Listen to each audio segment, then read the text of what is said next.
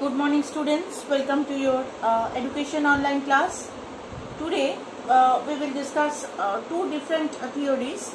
First we will start with the first one, that is Spearman's two-factor theory on intelligence. Now this British psychologist, educationist, Spearman, Charles Spearman, he has conducted different experiments on intelligence, and among them one of the results is the two-factor theory.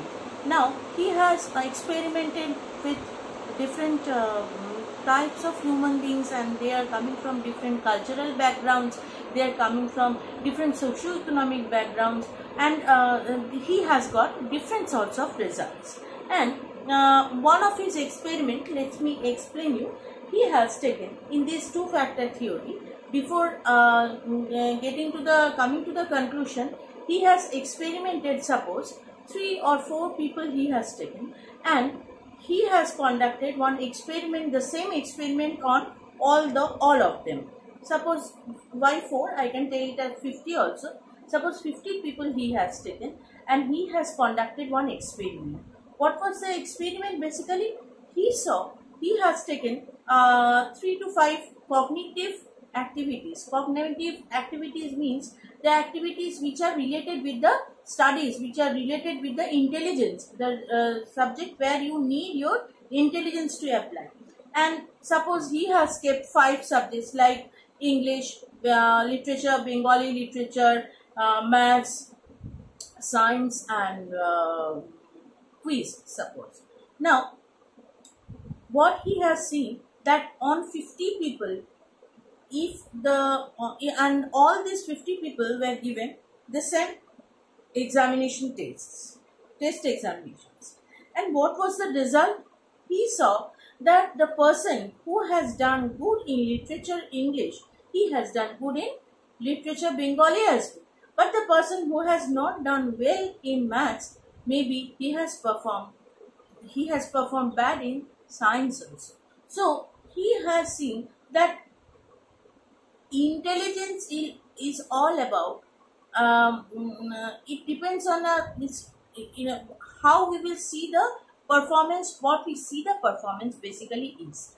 Now see, those who are good in literature may not be they are good in science. Those who are good in science, maybe they are unable to write good poems in Bengali and English. So, related subjects performance wise, they are better in case of individual. The person who is doing well in English literature, he can do Bengali literature also. So, the person who is doing maths well, he can do science or chemistry in a same manner. So, there is a similarity between the performance, the subjects which are very close to each other.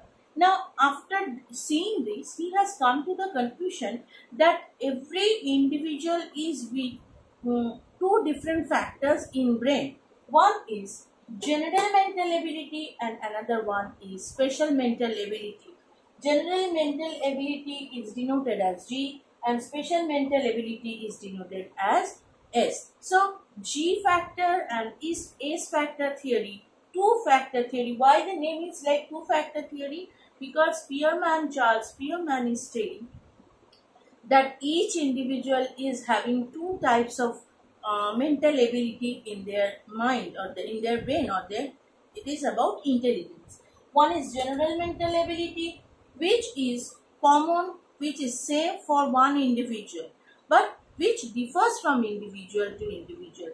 Now, what is the thing? I will explain you. And S factor is, suppose you are in whatever your activity you are doing, you need same amount of G in case of one individual. Suppose you need same amount of G in whatever work you do, and you need different amount of S whatever activity you do. Means, suppose in a total day, in a 24 hour, if you calculate, you are doing 8 to 10 activities. Now Spearman is telling all the activities of an individual the amount of G from your brain is same, but amount of special mental ability varies from one to the other. Means one activity to the other activity in you. What is that? Suppose this is the brain and this is G, general mental ability. And in a day, you are doing, suppose 6 activities.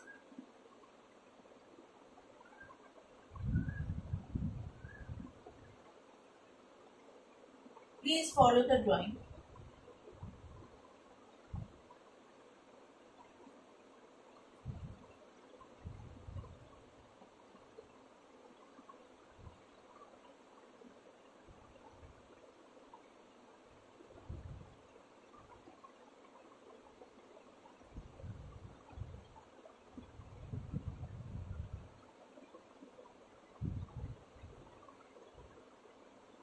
Okay. Now suppose this is the brain and this is the general mental ability which you have in your brain. And these all are, this is S1, this is S2, this is S3, this is S4, this is S5 and this is S6. Now what is the implication of this? Now see, if you observe it correctly, you will see all the amount of G is same in an individual. If you calculate it, you will see that this amount of G is same for each and activity what you are doing. Like S1 is singing, S2 is studying music, suppose. Okay? S4 is drawing, S4 is performance, S5 is studies, S6 is memorization. Now all the activity you are doing for each and every case, the amount of G from brain is same, but amount of A's is different from one activity to the other. And this is the performance of one individual. Okay, you understand? The amount of G what is there in the brain is same for each and every word what one individual is doing. Suppose I am studying, I am teaching, I am drawing, I am singing, whatever I am doing, the amount of G what I am utilizing is same for each and every word what I am doing. But amount of S, suppose I sing well, my S1 or singing performance S is more. I'm not a very good in mathematics, suppose. I'm not a good student in maths. So S2, suppose this is maths. So S2 is very less I have. Again, if I take craft, work education or art and craft, which I can do, suppose drawing or etc. That S is big. So this S is varying. This S is the special mental ability, or it is important for all the special activity you are doing. What activity I am teaching you? It is one activity. I am studying, that is another. I am singing, that is another activity. So whatever work I am doing in a day, the amount of G what I am using is same, but amount of S in our brain is different from one to the other factor. In individual, this is the performance of one individual. Please keep it in mind. We are talking about one individual's brain, where in a day, if you work 7 to 10 types of works, the amount of G what you are using is same for each and every word. Means general mental ability what you are using, it is same for each and every activity of your day. But amount of A is determining your performance as well as how you can perform or how much you are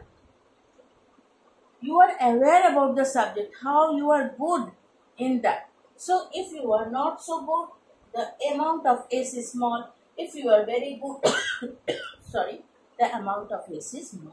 So this is all about Spearman's two-factor theory.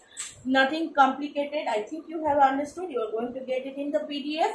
the main thing you have to keep it in mind that the two factors theory are general and special mental ability. You will get the difference between general and mental ability.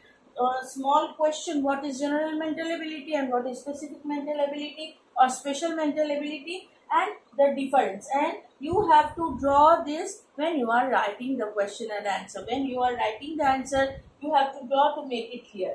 So you keep it in mind that general factor or G factor is same for all performances of an individual, but it varies from one performance to the other.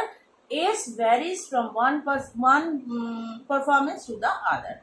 S determines the performance.